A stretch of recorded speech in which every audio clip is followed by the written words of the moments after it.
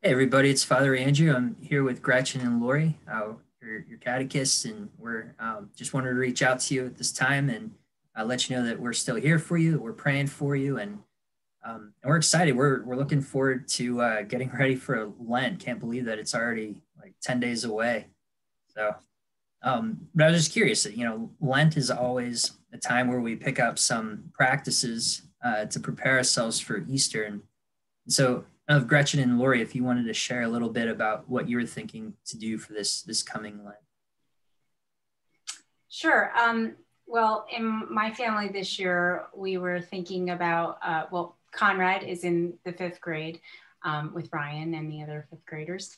And he decided this year that he would like to, even though he helps out with our dog Finley, he is going to take on the responsibility of feeding the dog every day, making sure he gets clean water and kind of step up really helping out because he's still a puppy and he requires a lot of attention. So he has specific tasks he's going to help out with. And I think I'm excited to see how that works out. And then for myself, I was planning on I wake up very early in the morning and I have my morning coffee and kind of get situated for my day. I'm planning on spending time with just starting my day with some prayer time, just to kind of get my head in the right place and practice gratitude and just spend some time talking to Jesus in the morning. Nice.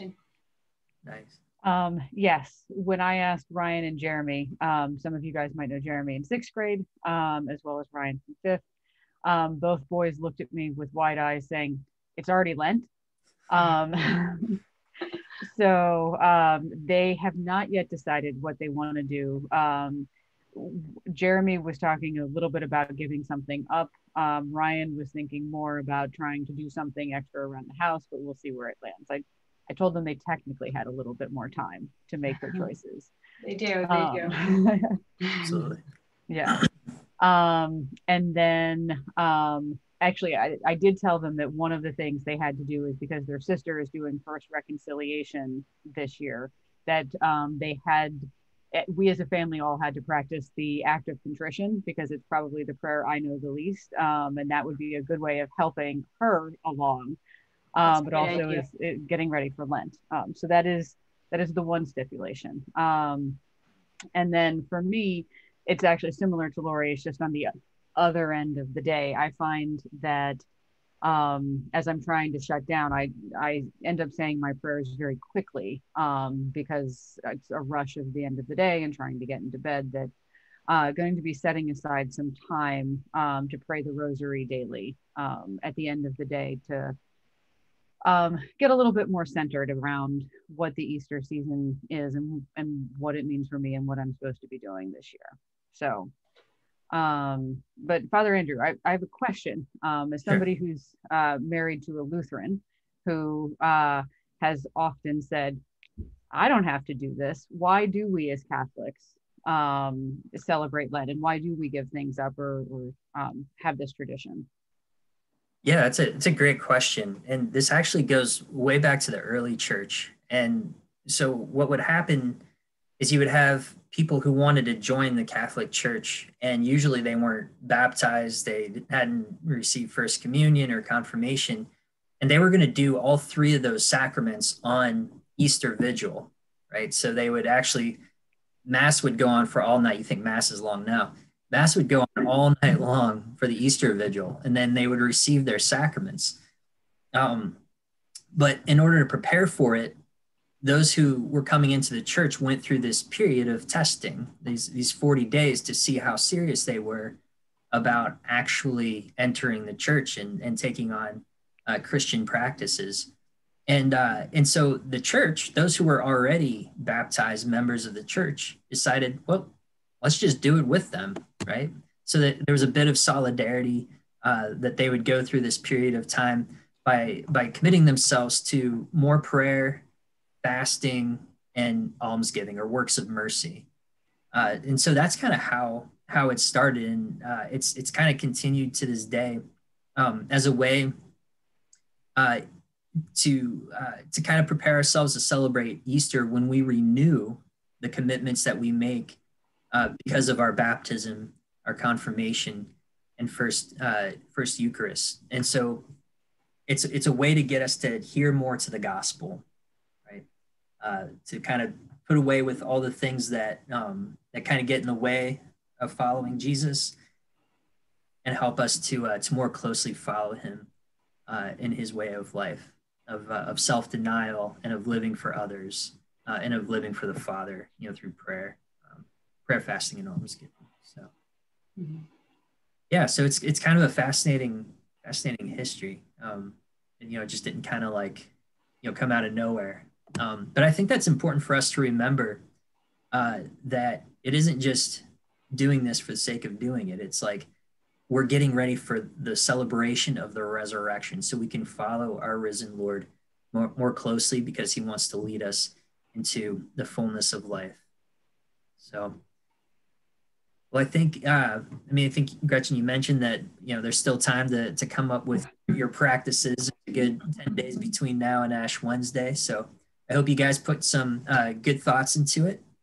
Usually think about it in terms of, what can I pray for, or how can I pray during Lent? What sort of fasting, what can I give up during Lent? And what sort of work of mercy, what can I take on, a good thing that I can do during the season of Lent, in order to prepare to live in a way that it embraces more the gospel. So take some time to think about it prayerfully, maybe talk about it with your families, and Ash Wednesday, be ready to go. Will there be ashes available at church on Wednesday? There will be ashes available. So, but this year is going to be a little different. We're going to sprinkle the ashes on everybody's heads, so that the priest isn't coming in contact with everybody's foreheads, and right, so on and so forth. So makes sense. That's what they do in Rome on a regularly, instead of the foreheads. That's kind of an American thing. So we'll have that. Another important thing to remember for Lent is on Fridays we don't eat meat, and Ash Wednesday and Good Friday are 2 days of fasting. And fasting, at the very least, so feel free to fast more, is to give up just one meal. I'm sorry, let me start over. It's to only eat one meal and two smaller meals that together don't make up one meal, right? So like one meal and then two snacks, right? Okay. That's on Ash Wednesday and Good Friday, right? Days of fasting. And then it's also another great opportunity to go to confession, right? So the church asks us to go to confession just once a year, and especially in preparation for Easter. So that's a good moment. Lent is a great time to go to confession, cleanse our souls and get ready for living a more holy and virtuous life. So, does it matter when during Lent that you go? Just go right after Ash Wednesday, or anytime during the Lenten season? Yeah, anytime. So you can feel free to contact me and schedule an appointment, or on Saturday nights we'll have from 4 o'clock until 4:30. I'll be available in the East Room to hear confessions, and also every Monday from 7 o'clock to 8:30. Actually, every parish in the Diocese of Paterson will have a priest available from 7 o'clock to 8:30 on Mondays, so that you know that confession is available. Great. That's great. That'll with our brushing up on the act of contrition, it'll get us in there. And yes, no, it's good. I've definitely taken advantage of those Monday ones during Lent. It always feels better going into Easter that way. So absolutely. Yeah. For sure. Okay. So, all right, 5th and 6th graders, we're thinking about you, praying for you, and praying that we all get to see each other, yes.